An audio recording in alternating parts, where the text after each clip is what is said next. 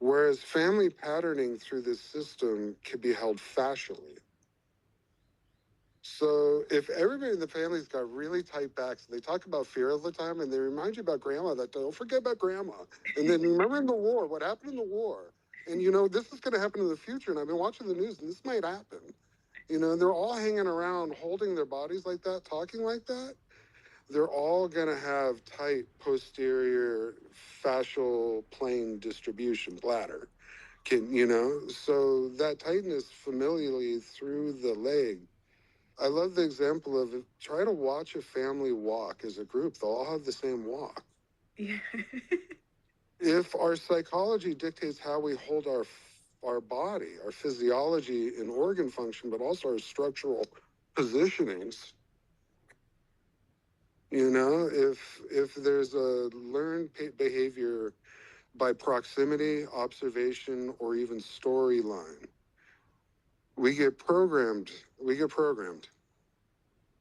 Personality training, Ram Dass called it. Mm. when when we get trained as a personality. That reflects in our form and how we hold our bodies. So there could be a conditional patterning in that way. That's not genetic. Yeah. It could, especially if you go into epigenetics. Sorry, I meant epigenetics. So let's say theoretically the collagen triple helix that makes up the fascia that holds the water in monomolecular sheets, semiconducting vibration 10,000 times faster along the hydrogen bonds of the water in the fascia. 10,000 times faster that way than across, and it's carrying the waters vibrating, and it goes through the integrin binding proteins on the cell walls, and it goes up to the nuclear envelope where there's binding proteins, and that vibration hits the nucleus itself, and the water starts vibrating in the nucleus through the fascial cytoskeleton in there. And that hits the sections of the DNA that's like a keyboard of a piano with all the different strings. And as that fear vibration comes through the fascia, through the cell, to the nucleus, vibrates the DNA, and a section of the DNA starts vibrating in concert to that initial wave because the tensile strength that it holds in its bonds. As it vibrates, the RNAs click onto it and start scribing out proteins.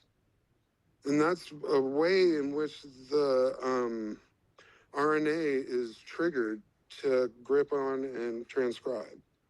So there is a genetic implication as far as epigenetically which portions of the genes are going to be activated. Wow. It's not random which genes are getting activated then. It's if I'm continually in fear, then it will vibrate in the DNA and then we'll start producing cortisol and adrenaline. Yep. That's how that Wow.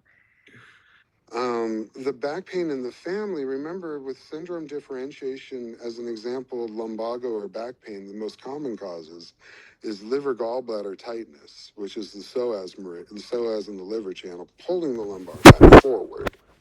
The next one is the yin and yang balance with the bladder kidney meridian. It's typically, honestly, bladder kidney deficient, which is the agonist-antagonist relationship between the front and the spine. And if the back of the spine is too soft and the front of the spine is too strong, then it's even worse. And it can get to the degree the bladder kidney is so deflated, there's not even enough strength, regardless of liver. And just bladder kidney so weak that it crushes upon itself because it doesn't have enough tone to hold it open. There are also cases of excess fear where the back's just so tight that it pulls it as well. And that would be a bladder kidney excess causing low back pain. So there's multiple causes to low back pain. So I can't say with this particular family without doing the 4 diagnostic methods of observation, asking questions, talking to them. What's the 4th one, Tom? Touching, feeling, asking. Observing, asking. Observing. Thank you. Observing. Oh, I'm glad I'm with our students. Thank gosh. So observe the wrinkle patterns, the color of the clothes, the body posture. I mean, if they come in and they're wearing blue back with circles on their eyes, tired, or if they're leaning forward with a wrinkle in their forehead and they're wearing green, You got a pretty clear idea which meridian needs to be relieved to treat them and which belief system they're holding that they would have to let go of to not need the cortisone. But if they're still going to be overworked, tired, and angry and frustrated, cortisone's not a bad shot. It's not a bad option. Yeah. So, what would the thought process be for liver gallbladder? In which regard? Like you said the Excess back. or deficiency? Pardon? If it's in this example of low back pain with the liver gallbladder is tight, why are you so driven? It's here right now. Why are you always in front of yourself? Why are you always liver's on the front of the body, and it's about forward thinking. So if somebody's constantly looking forward, their auric field shifts forward, the energy balls moves forward, and then the physical body gets pulled. The whole front of the body is just, and it pulls on the spine, and that's what pulls us. I want this. This is a healthy. All these meridians are healthy. It's just not when it's too strong, won't let go, or won't turn on. In any case, these are all healthy things. A strong liver is good, not if it's too much. Wow. Instantly Yeah. when you said that, I just felt my whole self drop back into my spine. I was like, oh God, that feels so It's nice. right here. Yeah. That energetic transmission. Yeah. Well, we're tuning forks. As I show you these energies, you vibrationally feel it as well. So it highlights the important as a practitioner. What you're thinking and feeling while you're working is the main game. Yeah. It's just Vipassana. You're just focused on one thing. Phew. But it's a little different because in Vipassana you're just going to one point, whereas here you're creating a vibrational reality, reality, a feeling structure. It is targeting something. In Vipassana you're just targeting one point or moving a point, or that's a whole nother subject. I bring it up because I know that's part of your interest. Well, I actually did. Maybe I'll throw a curveball that it's brought up. I think that the Vipassana is quite interesting because the Buddha, or the whole point of Vipassana, is that they say it starts from the sensation in your body. It starts with sensation and then it goes to your mind. And I was thinking, wow, how does that relate to the meridians? Because if the meridians are always reacting from sensation and taking in around everything, and it's all starting from there, like I was thinking, what is that? I don't know. This is reversing it. Okay. So they're totally, the vibrations in the body goes into the mind. Our thoughts are not real. Our thoughts are a reflection of the underlying body form. I like to say the mind's the screen and the body is a lens that changes. And how the lens is held dictates the images that are projected on the screen. And the lens is the composition of the 12 meridians that are liquid crystal. It's a liquid. And as those meridians change, it changes the lens, and different thoughts come up into the mind awareness. So our thoughts aren't real, they're reflections. Now, what I'm doing is the opposite. I'm starting with my thought. Okay, this is what they're doing, what they need is. And then I create the vibration in my body from the thought, and then transfer that vibration through touch into their body through the meridian. And then canceling out. Is that or you cancel can, or you can double it. You can double it, yeah. There's a woman who is, it's a wonderful. She was vomiting uncontrollably for 2 days, and I'm like, "Come up, help!" I go over.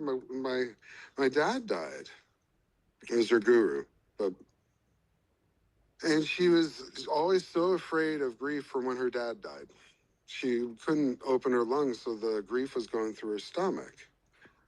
And she was puking it out, and she couldn't stop. The grief was coming out. So I stopped the stomach, held it down, then went into the lungs, and then went into the lungs with such, I just stared at her as deep as I could. It just started to cry. And she blew, the lungs opened, it blew. And then I got a picture of the person, put her in front of her. I said, cry until you stop.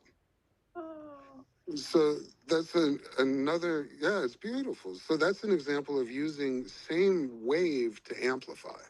You could use opposite waves to cancel, but you can use same wave to amplify.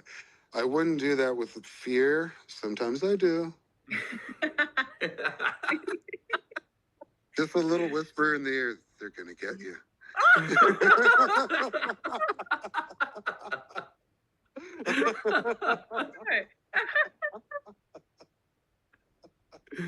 Bring up the channel, sweep it out, neutralize it, reinvigorate it with a new thought.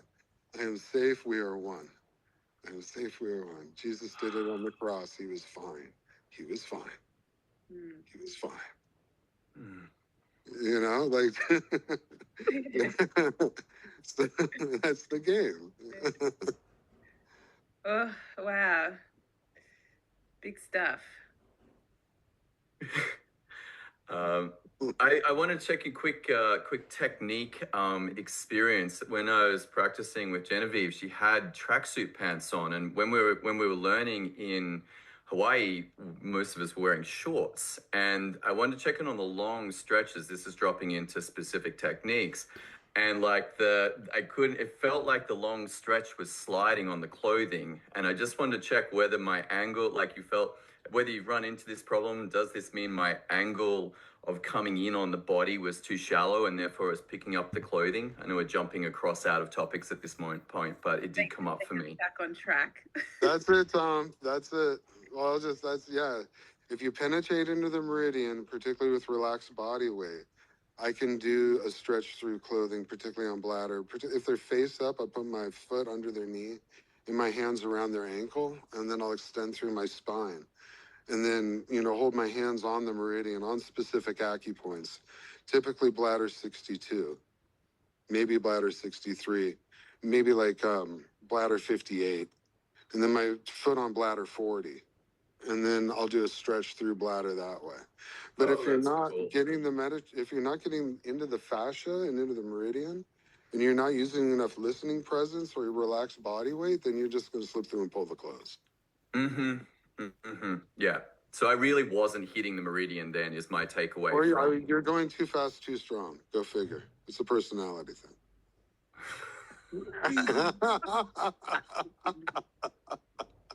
That's what makes this a Zen practice, because it's a practice for us to work towards our Zen. One more loop on that. What do you mean it's Zen practice and working towards that? Is that the single point of focus? As a practitioner, it forces us to be more present, to be more aware, to be more relaxed, to be more conscientious of ourselves and them in our environment. It's working towards Zen. You got to pull on the pants enough times to say, okay, wait a minute here. Yeah. Let's be a little bit more Zen in our approach. And it cultivates Zen awareness.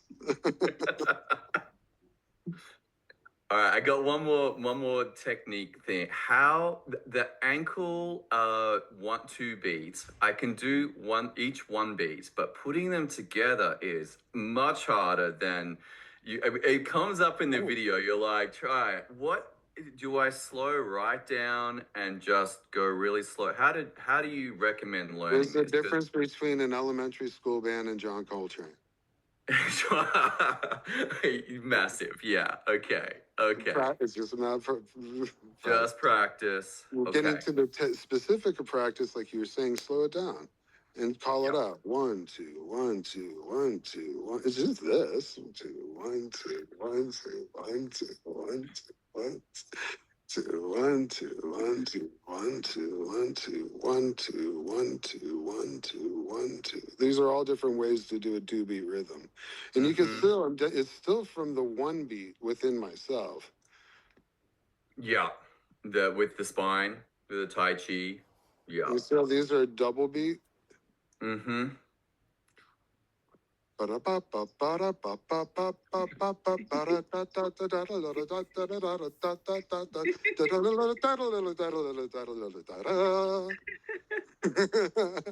John Coltrane. It does look like sometimes like you're dancing. Having watched you practice, it's like, oh, there's a jam going on. It's awesome.